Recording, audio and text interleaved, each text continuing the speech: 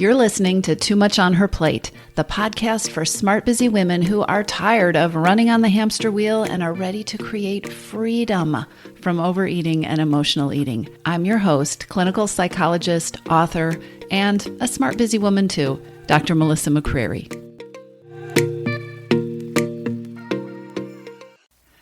Hi, friends. I have something a little different for you today, something that I think could be very useful. Let me give you some background information about where I'm coming from and why I'm going to do what I'm going to do today. One of the things that I talk about over and over and over again is the importance of your thoughts and your beliefs and the way that you talk to yourself and what you have been taught to believe about not only what's possible when it comes to changing your eating or addressing emotional eating, making it go away, not only what's possible, but also the thoughts and the beliefs that you tell yourself about yourself and about what the thoughts and the beliefs that lay the foundation for the expectations you have for yourself, the way that you judge yourself. And those thoughts and beliefs, not only are they the way that you talk to yourself, but get a little meta here, the thoughts and beliefs that we have color the way that we think we should talk to ourselves and treat ourselves and relate to ourselves. The soundtrack that we all have going in our head pretty much 24/7, because I think it does continue on into our sleep, that soundtrack, it affects, well, it colors, it's like the coloring of the movie of the life that we're living, right? It provides the color or the black and whiteness. It provides the emotional tone. It shapes the kind of energy that we bring to something. So for instance, if you are in a really negative place with yourself and you're talking yourself down and you're beating yourself up and you're blaming yourself for all your past failures, or you're mad at yourself because of what the number on the scale was this morning, that affects the whole energy and the way and maybe even the method with which you move forward. Right? It's sometimes people say that they're so tired of being ruled by the scale because it feels like the number on the scale has so much power to affect their whole day and their whole mood. But really, our thoughts and our beliefs, think about this, they're even more powerful than that. And I'm not saying that the scale should have that much power, but if you've struggled with food, you may have been in a place where it did. Your thoughts and your beliefs and your feelings, first of all, they are how you make meaning of the number on the scale, right? But your thoughts and your beliefs, the way you talk to yourself, they're more powerful than what you actually weigh. They're more powerful than what you ate yesterday or a minute ago. Your thoughts and your beliefs, the way you talk to yourself, affect everything. So you have heard me talk about this probably if you've listened to the podcast before. And if you haven't, go back and hear some episodes and you will hear me talk about this. And once you get this concept, once you're on board with it, once you start paying attention to the way that you talk to yourself, you start to hear that voice in your head, it can be a lot easier to recognize that it's not helpful to you, or it isn't pleasant to listen to, or it doesn't feel very encouraging or motivating, or even to realize that you would really like to change the soundtrack that you have in your head. It can be so much easier to get that awareness than it can be to figure out what to do about that or how to do that. Or what I hear from a lot of smart women are, I'd like to do it differently. I would like to have different thoughts. I would like to talk to myself differently. I would like to energize myself with a different set of beliefs. I don't know what they are. I don't even know where to begin. That's one thing that happens. And then down the road a little bit is another group of incredibly smart women who can come up with these new thoughts they would like to have and these new beliefs that they would like to have and this new way of talking to themselves that they'd like to have. But it's not believable, right? It sounds like some Stepford wife kind of cheerleader that you hired to live inside your head to say things to you that you don't believe, right? It's like the caricature of the person who's standing in front of the mirror every morning with a fake smile plastered on her face, just saying, I love myself. I love myself. I'm fantastic, without any belief, right? Without any connection to themselves. And I'm not saying that those kind of affirmations aren't helpful, but they're only helpful to the degree that we resonate with them and that we can attach to them and that we can actually use them in our life. Sometimes it can be helpful to have a set of words as a starting point. Sometimes when our brain is so hell-bent on doing things a certain way, if your brain is just so attuned and programmed to being self-critical and judgmental and being harsh with yourself, then it can be really hard to plug into a gentler, more self-compassionate way of talking and thinking and creating beliefs that you can start to nurture. So I have something that I want to share with you. And it is short and it's sweet, does not take a lot of time, but I think it might be helpful. A year or so ago, I guess it was a couple of years now, I did a workshop while I was in the process of creating the Missing Piece program. And I ran this workshop and we did a fair amount of work on this whole idea of what we believe and how we come to the process of changing your relationship with food, what you bring to the table when you sit down and say, okay, I'm ready to do something new, or I'm ready to lose the weight, or I'm ready to change my eating. By the end of the event, we had quite a conversation about where it felt helpful to start and the kind of conversations that people in the workshop felt would be useful in terms of continuing to move forward and to stay motivated. And so on the last day of the workshop, I put together my notes from what people had shared and shared what I'm going to share with you with the people in the workshop. And people found it very powerful. So I ran across this the other day, and as I was reading through this, I thought, this is what so many people ask about. This is talking back to diet mentality. This is the dialogue of one way, anyway, of talking back to the discouragement or the negative voices or the thinking that may have been sabotaging you or is getting in your way. And I thought it might be very useful to share this if you are looking for some threads that you can start to weave into your own manifesto of, your own set of beliefs. If you are looking for an example of a new way to talk to yourself that isn't colored by diet mentality and diet culture and beliefs about deprivation and having to get it perfect and having ruined everything. And I think you know that whole tangled up ball of yarn that you might be carrying around in your brain.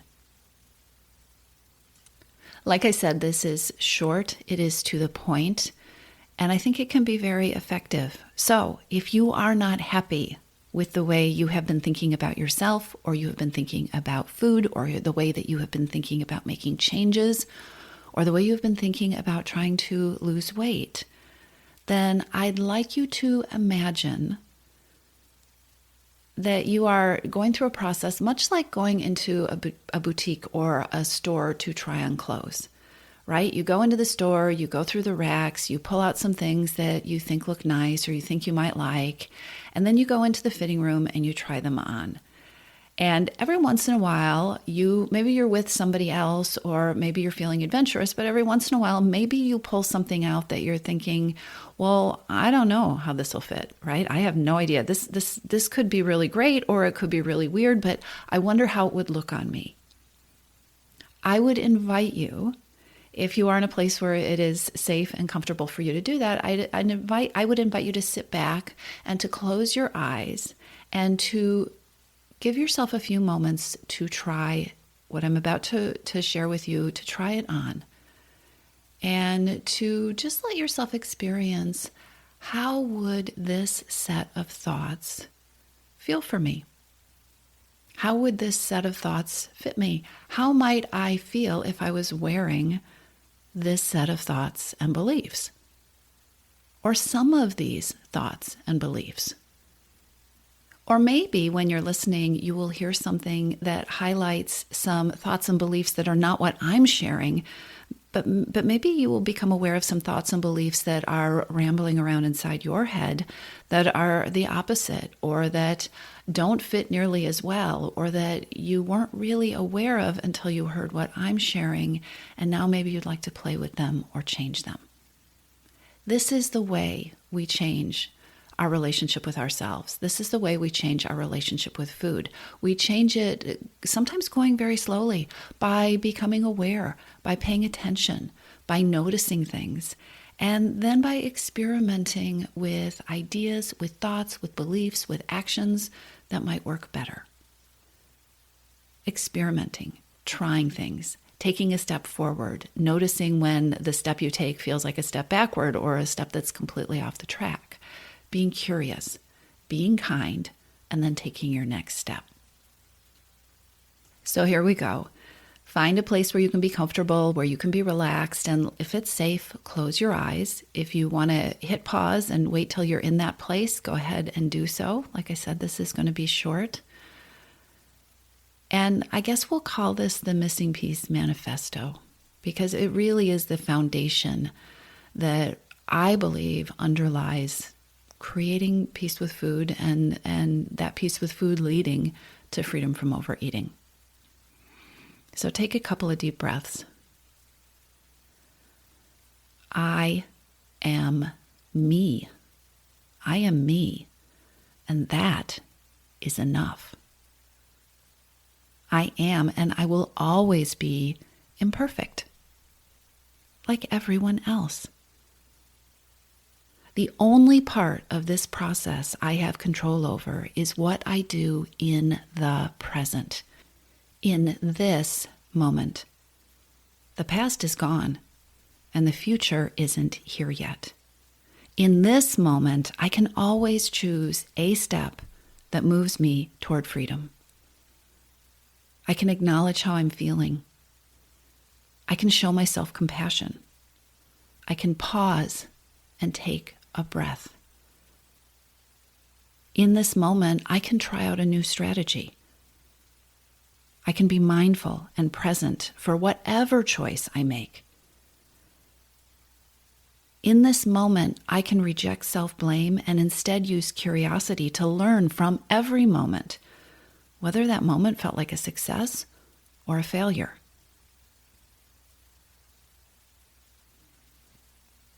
I'm smart. I can learn and acquire the tools to create freedom from overeating. Freedom from overeating. And those tools will get better and sharper and more comfortable with practice. Being done or being perfect doesn't lead to freedom from overeating. Here's what's required: imperfect practice. Imperfect practice and kindness toward my imperfect self. I am on the path. I am on the path to freedom from overeating. And in this moment, with this next breath, I take my next step. And it gets better and better.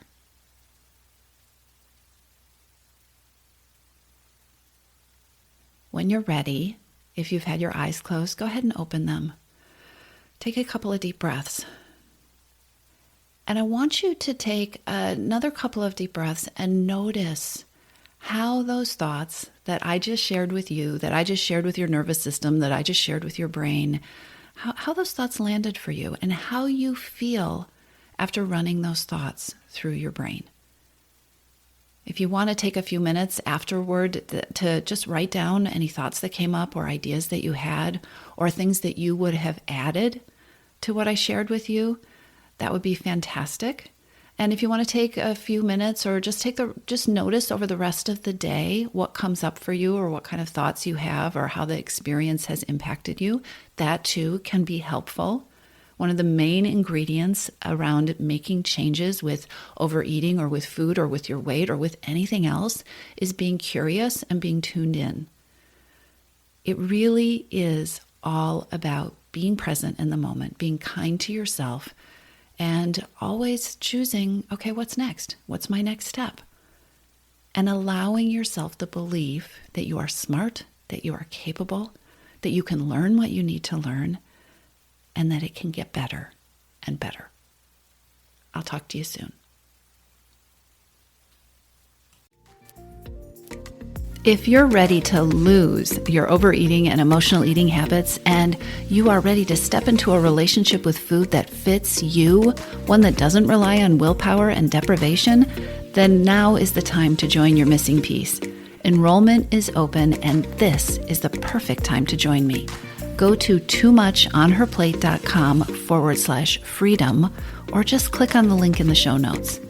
Your Missing Piece is the program where I show you step by step how to create freedom from overeating with a unique combination of psychologist-designed, personalized work with me, coaching, and smart strategy. You'll learn how to reclaim your power, ditch the diets, and create results that are built to last. Check it all out at toomuchonherplate.com/freedom, and I'll see you inside.